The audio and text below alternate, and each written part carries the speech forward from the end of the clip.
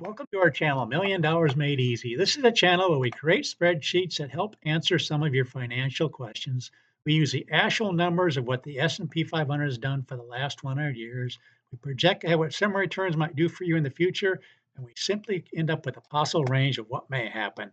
I've got this individual. He's 43 with $580,000 saved. He can invest $2,500 a month and wants to know when he might be able to retire. So let's go ahead and run the numbers for this individual.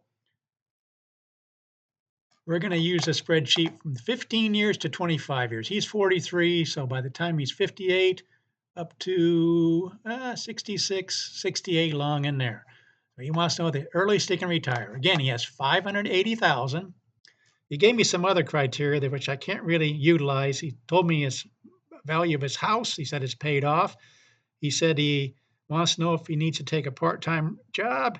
He wants to withdraw 4%, and he has a portfolio of 75% stock index funds, 20% medium duration bonds, and 5% gold. I can't do anything with that.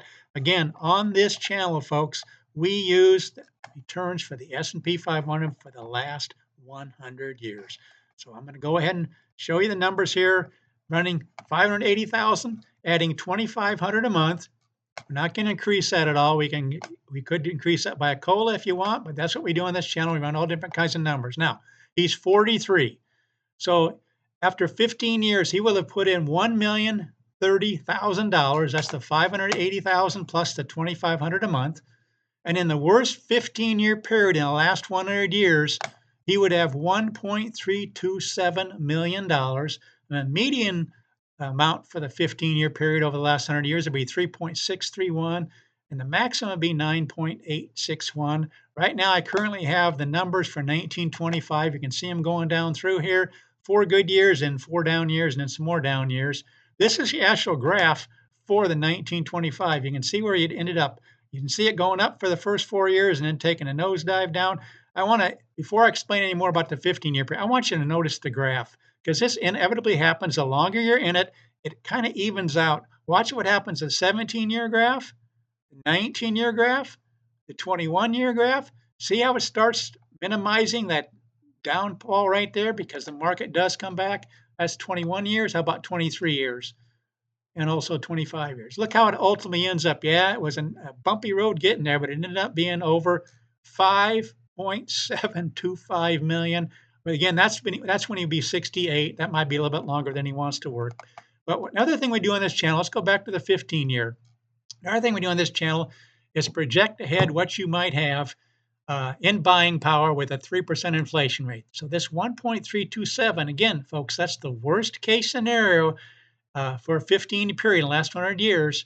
Giving these numbers put in, you have 1.327. The buying power of that would be 852,372. Now, I've taken the liberty to run that at a 4% withdrawal rate.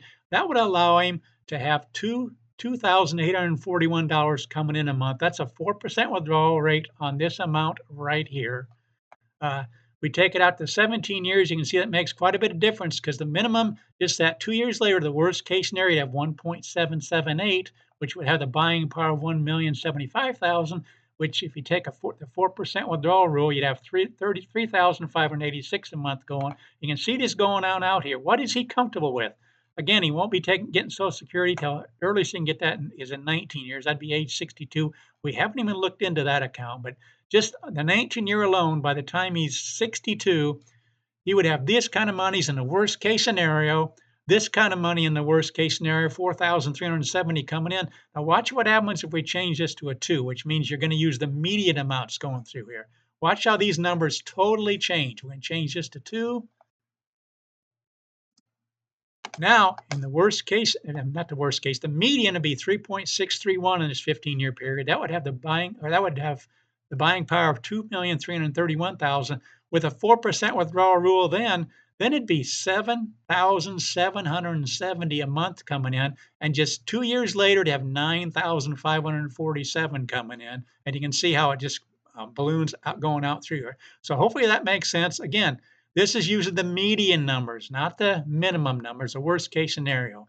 But that's what we do on this channel. We run all kinds of different numbers for people. Just looking at the 15-year period again, what you would have. 100% of the time, you have over a million. 86% of the time, color coded in blue going down through, you'd have over 2 million. And 64% of the time, color coded in gold, which you can't see because of the graph, you'd have over $3 million. That's the 15-year graph. Look at the 17-year graph. Now, 98% of the time, you get to 2 million, and 69% of the time, you get to 3 million. Watch what happens when we get to 19, when he's 62 years old.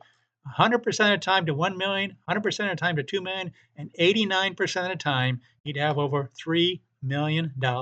You can see the graph going up through here.